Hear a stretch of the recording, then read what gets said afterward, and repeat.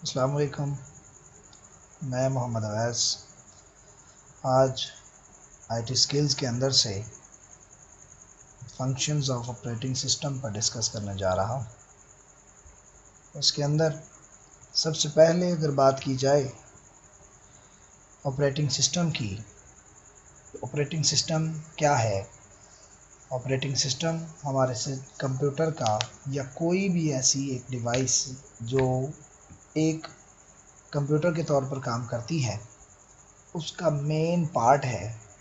ये एक तरह का सॉफ्टवेयर ही है जो हमारे पूरे कंप्यूटर के जो बुनियादी पार्ट्स हैं, जिनको हम लोग हार्डवेयर पार्ट्स भी कहते हैं, उनको आपस में कनेक्ट करता है। और उनको ना सिर्फ कनेक्ट करता है बल्कि उनके दरमियान कम्युनिकेशनल वे के तौर पर इवन के उनको इंस्ट्रक्शंस पास करता है, उनसे काम करवाता है और काम लेता भी है। इनपुट भी लेता है, आउटपुट भी लेता है। ऑपरेटिंग सिस्टम को इन शॉर्ट हम लोग ये कह सकते हैं कि ये हमारे कंप्यूटर की सोल है। तो इसको बेसिक इसका पर्पज़ सॉरी इसका मेन काम हमारे कंप्यूटर के पार्ट्स को एक दूसरे के साथ कनेक्ट करना है ताकि उनके दरमियान कम्युनिकेशन को सूटेबल मेथड से प्रॉपर तरीके से उसको चलाया जा सके। इसमें हमारे पास जो है बहुत सी आजकल मार्केट के अंदर बहुत सी काइंड्स अवेलेबल हैं, जिनमें माइक्रोसॉफ्ट की तरफ से विंडोज़ के नाम से ऑपरेटिंग सिस्टम, फिर लिनक्स, फिर यूनिक्स, मैक ओएस etc, इस तरह के हमारे पास बहुत से ऑपरेटिंग सिस्टम मार्केट में अवेलेबल हैं। नीचे आप डायग्राम देख रहे हैं। इस डायग्राम के अंदर ऑपरेटिंग सिस्टम हमारे सेंटर में हमारे सिस्टम के दरमियान में एक सेंट्रल लेयर के तौर पे काम करता है, जिसमें यूज़र ऑपरेटिंग सिस्टम को अपनी कमांड पास करता है और ऑपरेटिंग सिस्टम उसे फिर उसके अगेंस्ट जो है वो आगे सिस्टम को कमांड पास करता है और फिर उसका return system operating system computer से लेकर यूज़र तक पहुंचाता है। ये ऑपरेटिंग सिस्टम का फ्लो है जो इस डायग्राम के अंदर नज़र आ रहा है। अब अगर बात करें उसके मेन फीचर्स की, तो उसके मेन फीचर्स की अगर आउटलाइन की तरह की बात करें तो उसके मेन फीचर्स में बात आती है कि ये हमारी मेमोरी के अंदर प्रोग्राम्स को लोड करता है, और ना सिर्फ लोड करता है बल्कि उनका रिज़ल्ट भी लाता है, उनको सॉल्व करके लाता है, उनमें एग्जीक्यूशंस करता है। फिर तमाम की तमाम कनेक्टेड डिवाइसेस को भी कंट्रोल करता है, फाइल्स एंड फोल्डर्स को मैनेज करता है, हमें पासवर्ड प्रोटेक्शन जो है वो प्रोवाइड करता है, वो चाहे हम अपने पूरे सिस्टम को लगाना चाहें या बेशक हम इनर एरिया में किसी एक ड्राइव को लगाना चाहते हैं या किसी एक फ़ोल्डर को लगाना चाहते हैं। तो ये सारी फंक्शनैलिटी थोड़ी थोड़ी करके छोटी छोटी इनके पैकेजेस आपस में जॉइन करने के बाद जो एक बड़ा सॉफ्टवेयर बनता है, जो छोटे छोटे सॉफ्टवेयर्स का एक कम्बिनेशन होता है, उस सॉफ्टवेयर को हम लोग ऑपरेटिंग सिस्टम कहते हैं।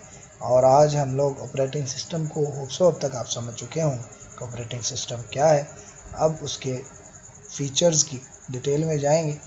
उससे पहले आखिरी टॉपिक हमारा है, यहाँ से जो रह गई है बात वो ये है कि आइडेंटिफाई करता है हमारे हार्डवेयर की प्रॉब्लम्स को और मैसेज भी डिस्प्ले करता है। आप लोगों ने देखा होगा कि आप लोगों के सिस्टम में बाज़ औक़ात सिस्टम के अंदर अवेलेबल कोई पार्ट जो है वो प्रॉपर वर्किंग नहीं कर रहा होता, लाइक आपके पास ड्राइवर ही नहीं है, साउंड ड्राइवर नहीं है, तो वो सिस्टम आपको इंटीमेट करता है कि जी आपके पास साउंड ड्राइवर अवेलेबल नहीं है, then you can't play a music और any audio sound, you can't listen.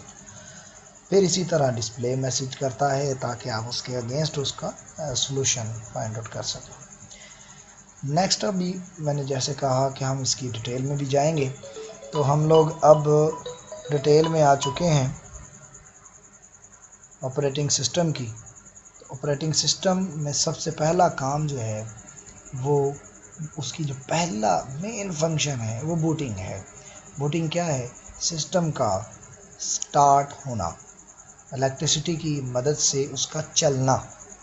उसमें तो दो मेन काइंड आती हैं, टोटल दो ही हैं, एक कोल्ड बूट है और दूसरा वार्म बूट है।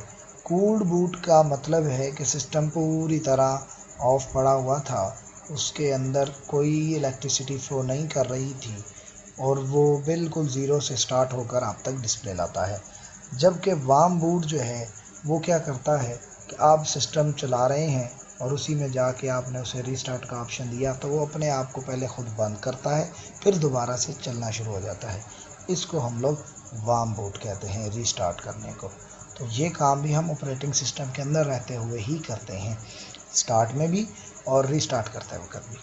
अब ऑपरेटिंग सिस्टम जब कूल्ड बूट से आता है तो उसमें आगे क्या होता है, उसमें हमारे पास कर्नल वर्जन भी हैं इनके, और ये कर्नल बेसिकली हमारी बायोस के अंदर हमारे हार्डवेयर की सारी इन्फॉर्मेशन है और उसके साथ बाकी ऑपरेटिंग सिस्टम की जितनी भी इम्पोर्टेंट इन्फॉर्मेशन हैं वो हार्ड डिस्क से रैम पे कॉपी हो जाती हैं और फिर वो टेम्पररी तौर पर कॉपी होती हैं ताकि कंप्यूटर जब तक रनिंग फॉर्म में है रैम उसको एग्जीक्यूट करता रहता है। अब ये तब तक कर्नल की सारी इन्फॉर्मेशन रैम में पड़ी रहती हैं जब तक सिस्टम हमारा रनिंग फॉर्म में है। जैसे ही ऑफ हुआ डाटा लॉस्ट हो जाता है, नए सिरे से दोबारा जब सिस्टम एक्टिव करते हैं तो फिर से ये काम हो जाता है। नेक्स्ट हमारे पास मेमोरी मैनेजमेंट आती है। मेमोरी मैनेजमेंट के अंदर ऑपरेटिंग सिस्टम जो है उसमें रैम जो है डाटा को स्टोर करने के लिए, इंस्ट्रक्शंस को टेम्पररी तौर पर अपने पास रखने के लिए ये मेमोरी के अंदर ये जो है रैम मेमोरी यूज़ करता है। इसमें सारे प्रोग्राम के अंदर जो एग्जीक्यूशंस होती हैं, आप कोई भी कमांड कंप्यूटर ऑपरेटिंग सिस्टम को पास करते हैं वो आपकी सारी की सारी कमांड रैम में स्टोर हो जाती हैं। रैम उनको आर्जी तौर पर अपने पास रखता है और उनके आगे अगेंस्ट फिर जो है आपको फंक्शन से उसका रिज़ल्ट आउटपुट प्रोवाइड करता है। जैसे ही वो हो जाता है तो वो जो मेमोरी उसने आपकी रैम के अंदर ऑक्यूपाई की होती है उसको वो रिलीज़ कर देता है, मींस कि उसको डी एलोकेट कर देता है। पहले एलोकेट करता है, बाद में डी एलोकेट कर देता है। नेक्स्ट उसमें जो आता है वो जॉब स्केजुलिंग है। जॉब स्केजुलिंग मींस कि ये है कि कंप्यूटर जो है वो रैंडम इंसानों की तरह काम नहीं करता। उसने अपने एक सिस्टमेटिक मेथड में उसने सारे के सारे काम्स को फॉलो करना होता है। लाइक बैंक में जैसे आप क्यू में जाते हैं तो एक प्रॉपर क्यू लगी होती है, आप एक क्यू में अपनी जो है टर्म का जो है इंतज़ार करते हैं। जैसे ही आपकी बारी आती है आप अपना काम करके वहाँ से आ जाते हैं। बिल्कुल इसी तरह सिस्टम के अंदर भी डाटा जो है या कमांड्स जो हैं वो ऐसे क्यू में लग जाती हैं, जो पहले आती है वो पहले उसका सॉल्यूशन हो जाता है। लेकिन कुछ कंडीशंस में यहाँ पर हॉस्पिटल टाइप भी वर्किंग होती है।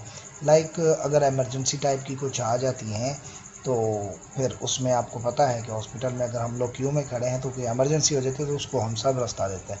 ये थोड़ी सी इंटेलिजेंस हमने कंप्यूटर ऑपरेटिंग सिस्टम के अंदर भी रखी है। कुछ ऑप्शन हमारे जो फंक्शंस हैं या ऑपरेशंस हैं वो इमरजेंसी बेस पर भी होते हैं। अदरवाइज़ जो हमारी जो भी हम लोगों ने काम करना है उसको जॉब कहा जाता है। जॉब की सूरत में वो जॉब सारी एक क्यू में लग जाती हैं। फिर बिज़ी सिस्टम के अंदर तो क्यू ज़्यादा लंबी होती है और वो सारी जो क्यू पड़ी होती है वो बफर एरिया में हमारी सारी जॉब्स स्टोर हो जाती हैं। बफर एरिया से फिर आगे वहाँ से जॉब जो आगे सेंड की जाती है उस एरिया को हम लोग स्पॉलिंग कहते हैं। और स्पॉलिंग जहाँ पर सारा बफर एरिया टोटल जो हो जाता है ये सारा सिस्टम है उसको हम लोग क्यू कहते हैं। बफर के अंदर जो हमारी जॉब्स लाइन में लगी हुई हैं उसको क्यू कहा जाता है। नेक्स्ट हमारे पास डिवाइस कंट्रोलिंग का फंक्शन आता है जो हमारे लिए ऑपरेटिंग सिस्टम मेन फंक्शन भी कहा जा सकता है। ऑपरेटिंग सिस्टम का हमारे सिस्टम के अंदर जितनी भी डिवाइसेस अवेलेबल हैं करंटली स्टार्टअप में उन सब को आपस में कनेक्ट करता है, स्टोर करता है और उन पर उनसे एक्शन भी लेता है। इसके अलावा जब आप कोई डिवाइस भी इसमें इंसर्ट करते हैं तो भी उसको प्लग एंड प्ले का ऑप्शन आपको देते हुए उसके ड्राइवर को अपनी मेमोरी के अंदर से अपने स्टोरेज एरिया में से उसको फाइंड आउट करता है। अगर मिल जाए तो इंस्टॉलेशन के बाद आपकी वो डिवाइस एक्टिव हो जाती है। अदरवाइज़ आपसे वो डिमांड करता है आपकी डिवाइस के अगेंस्ट उसके ड्राइवर्स की और फिर उसको प्ले करके आपके हाथों में पकड़ा देता है ताकि आप उस डिवाइस से काम ले सकें। नेक्स्ट फिर हमारे लिए बहुत इंपॉर्टेंट एक और काम आ जाता है, हमारी इंटरनेट पर जो एक्सेस है, हम जो इंटरनेट तक पहुंच पाते हैं उसके लिए हम ऑपरेटिंग सिस्टम में रहते हुए ही आगे जाते हैं। ऑपरेटिंग सिस्टम हमें वो फैसिलिटी भी प्रोवाइड करता है कि हमें इंटरनेट से कनेक्ट करता है with the help of a web browser. उसमें हम लोग अपनी वेबसाइट्स देख सकते हैं या कोई भी डाटा हम लोग जो सर्च करना चाहते हैं वो किया जा सकता है। ऑपरेटिंग सिस्टम जहाँ पर हमें ये सारे फंक्शंस देता है वहीं पर इन फंक्शंस के ऊपर मॉनिटरिंग भी कर रहा होता है कि क्या ये जो मैंने फंक्शंस ऑर्डर्स जो चल रहे हैं क्या ये प्रॉपर वर्किंग कर रहे हैं या नहीं कर रहे। तो उस सारे मामले को हम लोग मॉनिटरिंग परफॉर्मेंस कहा जाता है या कहते हैं।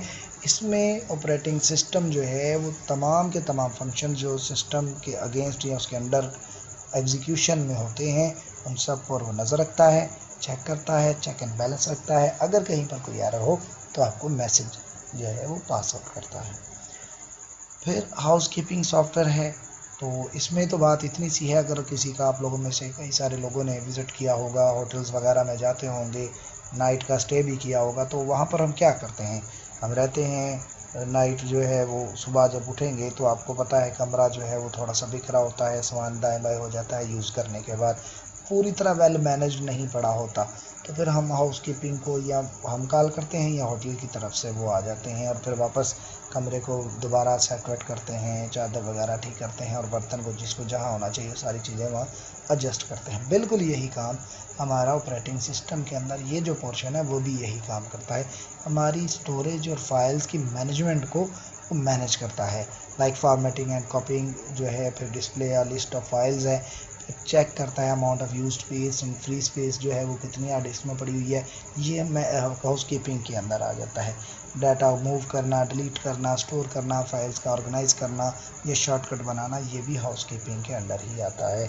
फिर कंट्रोलिंग नेटवर्क है, अभी थोड़ी देर पहले इंटरनेट की कनेक्शन की बात हुई थी, लेकिन कंट्रोलिंग नेटवर्क एक अलहदा सा एक अलग जो है ये पॉइंट है। नेटवर्क के अंदर एक्सेस करना अलग बात है, नेटवर्क बनाना अलग चीज़ है। तो ऑपरेटिंग सिस्टम में हमें ये भी एक फैसिलिटी मिलती है कि हम इसकी मदद से एक नेटवर्क जो है उसको बना के कंट्रोल भी कर सकते हैं, ऑर्गेनाइज भी कर सकते हैं। वो आपका सिंगल यूज़र ऑपरेटिंग सिस्टम हो या नेटवर्क ऑपरेटिंग सिस्टम हो, उसमें फिर आप रहते हुए इंटरनेट भी किसी से शेयर कर सकते हैं, अपने हार्ड डिस्क में पड़े हुए डाटा को भी किसी से शेयर कर सकते हैं, प्रोग्राम्स को भी आप लोग एक दूसरे के साथ शेयर कर सकते हैं। फिर एडमिनिस्ट्रेटिंग सिक्योरिटी की बात करें तो इससे तो मेरे ख्याल में आप सब फेमिलियर ही होंगे। आप जब अपना सिस्टम ऑन करते हैं तो सबसे पहले वो आपसे आपका यूज़र नेम या पासवर्ड तो ज़रूर पूछता है।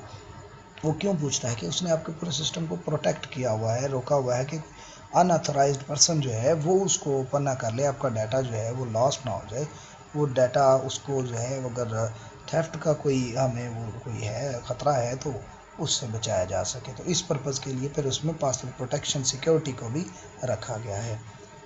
ले जी, बस जी, इतना ही सा काम था, ये हमारा था लास्ट आज। और होप सो आप लोगों को समझ भी आया होगा, अच्छा भी लगा होगा। Thanks for watching. अल्लाह हाफ़िज़।